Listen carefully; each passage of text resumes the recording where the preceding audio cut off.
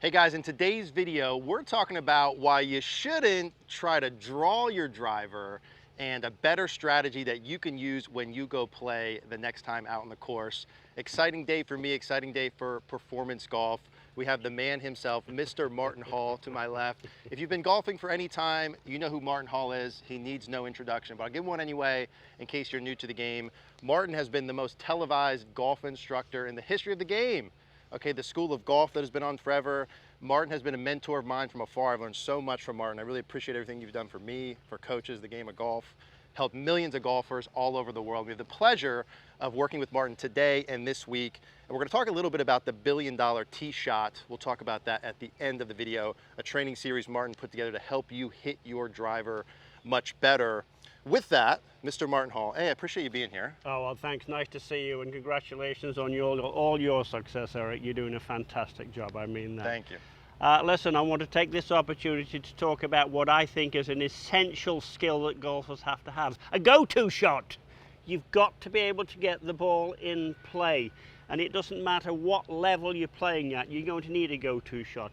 To beat your friend Stan at the weekend, to win the club championship, or at the highest level to win, you know, major championships. And you know, my journey, you mentioned the Golf Channel, my journey has allowed me to meet 46 different major champions.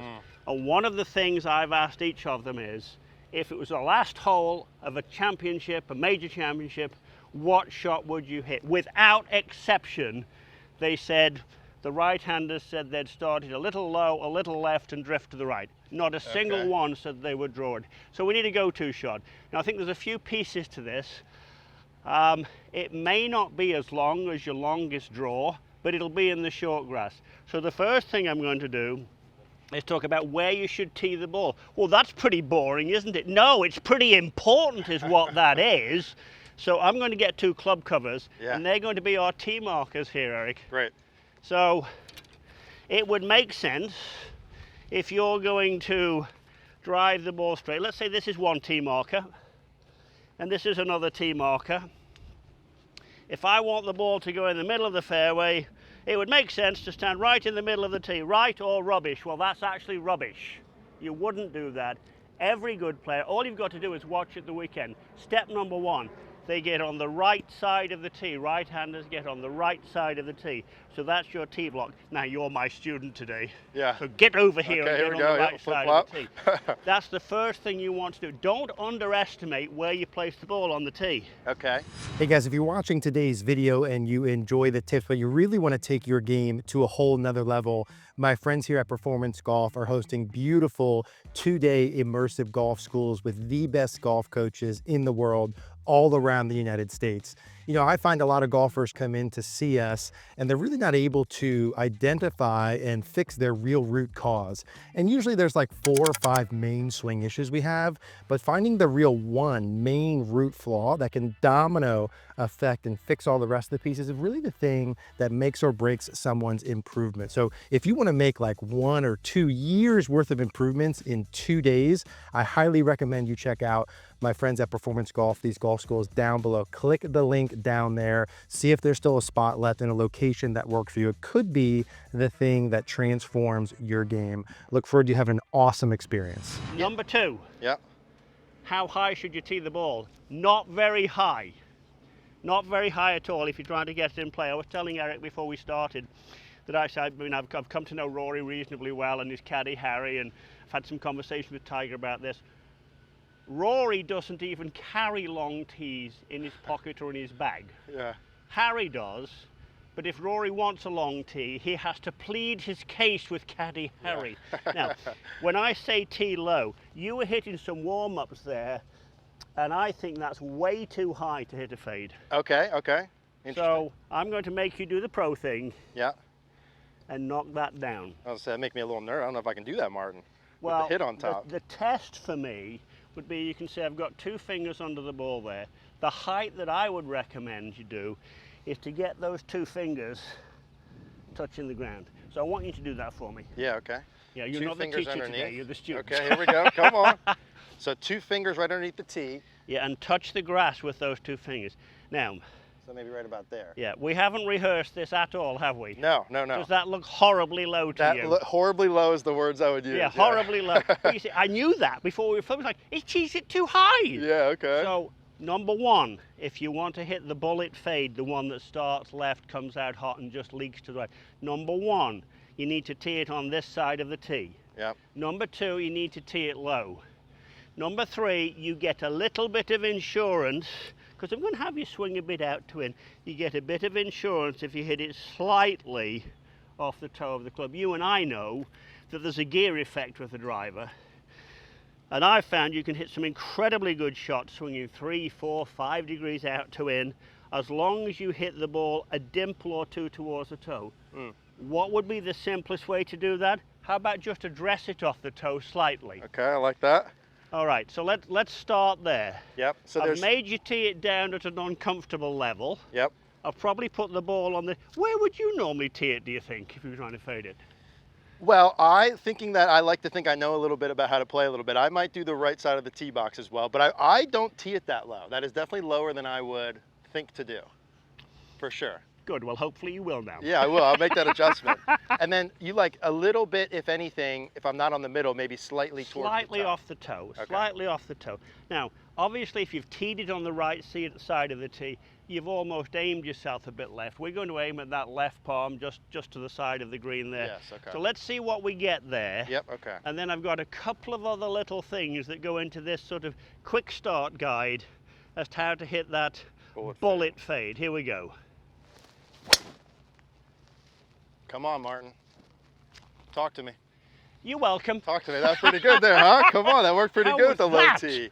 Well, I'll tell you what.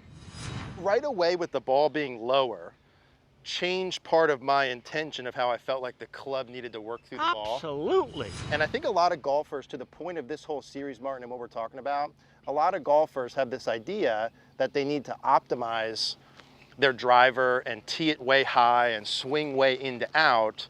And like when they pull that off, that can hit one great shot. Absolutely. But being able to do that over and over and over again versus hitting the bullet fade, very interesting. Something that I think a lot of golfers don't think about. Well, no, they don't, and there's a couple of other things I'm just going to pop into this video with you, but that was a fantastic shot, and I'm very pleased to hear you say, automatically it changed your intent into the shot. It might make you hit down, but aren't you supposed to hit up at the ball? If you want to hit it as far as you can and the fairway is 60 yards wide, that's maybe a decent play. But if you're playing the last hole on a difficult golf course, pro or amateur, tee it down, hit down, and squeeze it down the left. Yeah, now, okay, so I said there's two other pieces to this, so I shall go over to my golf bag and find some of my homemade props. Is that okay? Yes, let's do it. I'm on it. Eric, I think the pictures we have in our head are so important in golf. I think pictures give us intent. Big basketball with a stripe around it. I'm going to put it by the golf ball, and I'm going to aim that stripe exactly where I want that ball to start. It didn't say at the target, exactly. Now, I'm going to take my sort of semi-hockey stick, semi-golf club, and I'm going to say, look, I think it's really important that you feel like you're going to hit right on the back of the ball. I think there's a lot of golfers who think hitting the inside of the ball is good. It can be if you want to start the ball right and draw it. It's hideous if you're trying to start it left and faded. So I want you to come over here, hold my homemade hockey stick. I like it. I want you to go up to the top, come down and just touch this, almost touch it, and you can see you're hitting right on the back of the ball. Now that would actually have you face maybe a degree or two left, but you don't have to think about that. If you're trying to hit the back of the golf ball, you've got a chance to start it slightly left of target. I don't like telling people to hit the inside of the ball. I think it's very dangerous. I know it can work, but it doesn't, I think it leads to too many shots way to the right. Yeah. And that's, I think, a different visual, Martin, than a lot of golfers, I'm sure, come in to see you, they come in to see us, and they say, hey, you know, I'm working on swinging this thing from in to out. I'm trying to really turn the face over a lot.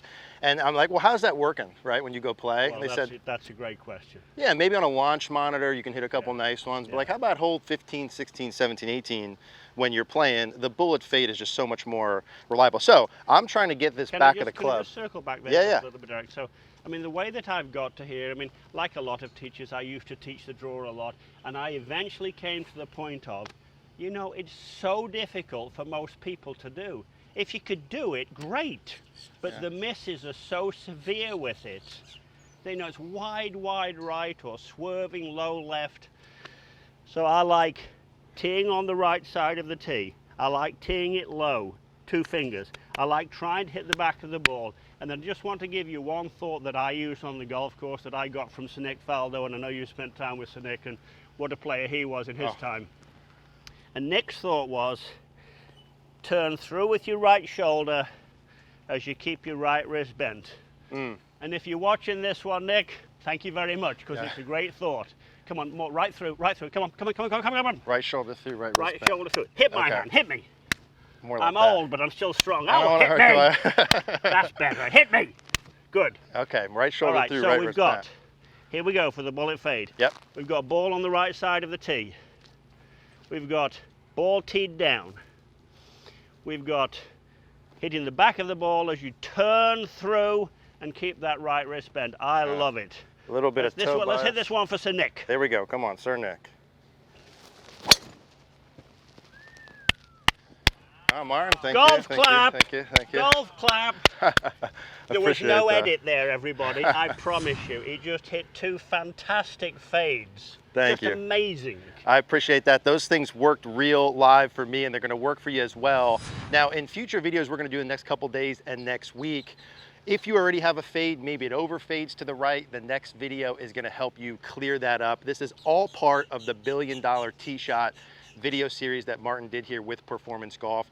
It's a video series designed to teach you how to hit that bullet fade that you can count on when you go out on the golf course where it matters. Best of all, you can get it for less than the price of 1 round of golf. Okay, you know your tee shots are the most important thing when you go play, less than the price of 1 round of golf. And there's no risk. You get a 365-day money-back guarantee. Nothing to lose, everything to gain. First link in the description down below. Thank you guys for watching.